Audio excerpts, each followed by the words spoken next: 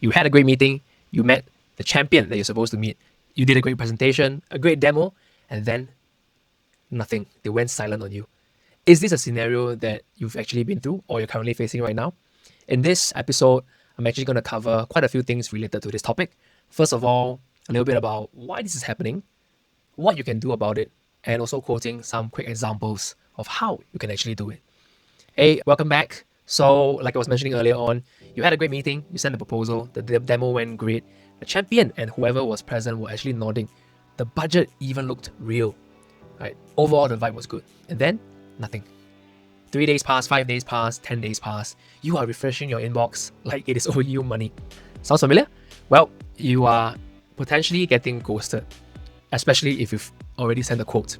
And this is one of the most common killer deals in the B2B software selling space. Okay, today I'm going to give you information in terms of why this is happening. So I think the mindset is important. I'm going to give you a 3-touch sequence to actually help you bring that deal back to life without. Okay, first thing here, let's talk a little bit about why is this happening to you, to us, to all of us at some point in time. Okay, before I give you the techniques here, you have to understand why this is happening, because 50% or even up to 60-70% of what happens next really depends on your mindset. Because if you don't understand what's happening, you tend to take it personally. I've had this experience before myself. I think that I must have not done a good job at the presentation. I must have forgotten to ask something. I must have not pitched a perfect presentation. And what happens when you do that, right? When you take it personal, your follow-ups with them will be bad. And that accounts for up to 90% of your success later on, right? Follow-ups. Now, here's the truth. They are almost never ghosting you. It's not about you. Something else is happening here.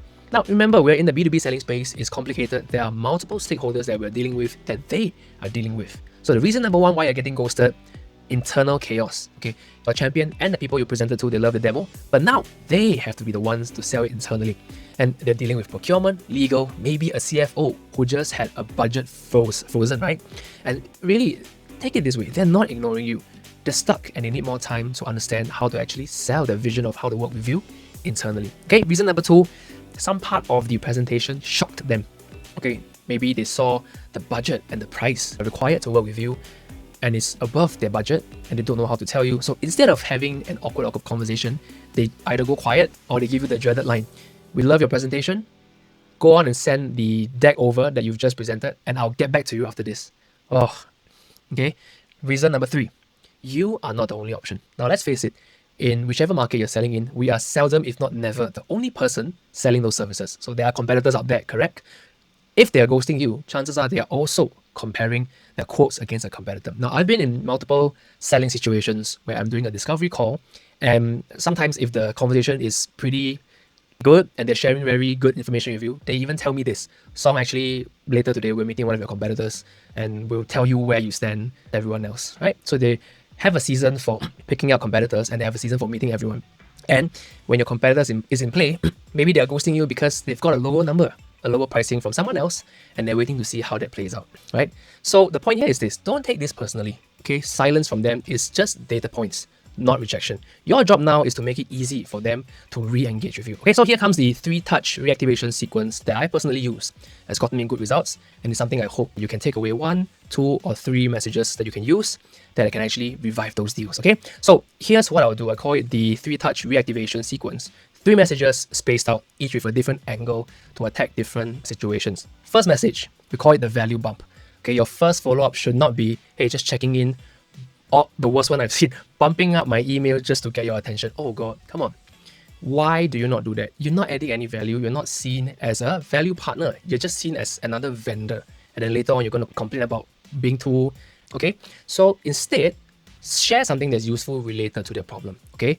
For example, maybe you met someone named Sarah, okay? Hey, Sarah, was thinking about what you mentioned during the meeting about your team spending up to 6 hours a week on manual reporting. And you know what? I saw this case study internally where we've helped a similar company like yours cut that down to 45 minutes after working with us. So I thought it might be useful as you're evaluating us and other vendors, potentially. Happy to walk you through the numbers if you will say next week, Wednesday at 3 p.m. Okay, see what happened there? There was no mention of a quote. There was no mention of bumping up my email to get your attention. No desperation there. No, did you just get my email? Okay, you are really just trying to be genuinely helpful, and that's what makes them potentially want to reply you. Okay, message number 2 is called the easy way out.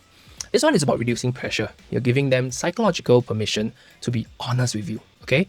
Once again, for example, hey Sarah, I know things get busy, so I wanted to just make this easy. If the timing has shifted for you, or if the budget isn't quite right, totally understand and totally fine to let me know.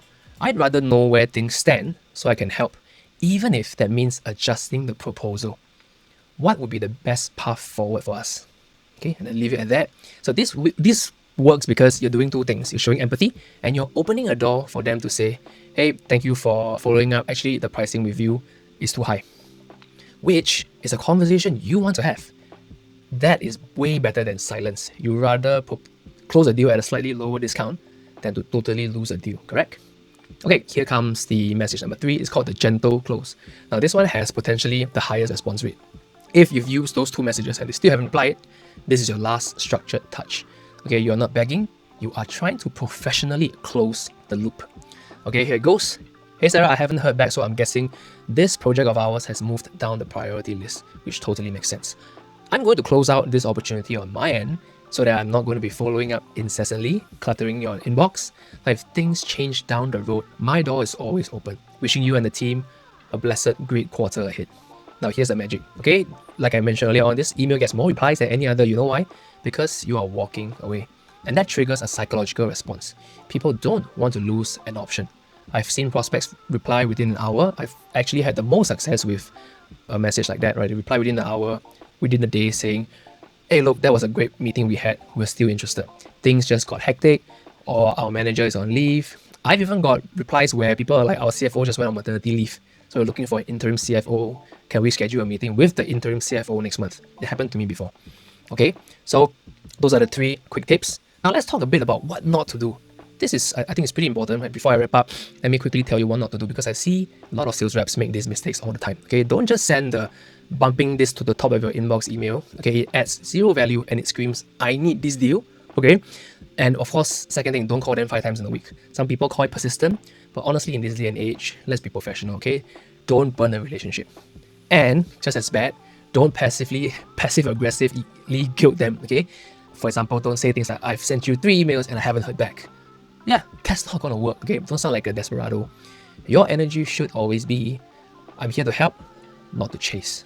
Okay, so here's the last thing I wanted to share with you. Here's a mindset shift I want to leave you with. Following up is never about chasing, it's about serving. Okay, when you follow up with value, with empathy, with professionalism, you're not being annoying. You're being the kind of sales professional that people actually want to work with.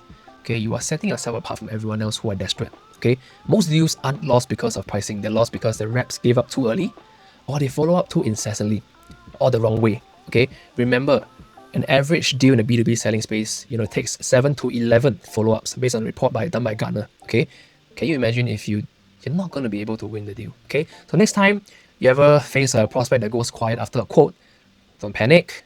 Try the 3 touch sequence I just shared and give them a reason to come back to you. Now, if you want the exact templates for these emails, I can put together a free cheat sheet. Please comment like in the video below and I'll send it to you. And if this video was helpful, drop a comment and tell me what's your go-to move when a prospect ghosts you. I read every single comment and I can't wait to learn from you. I'll see you in the next one.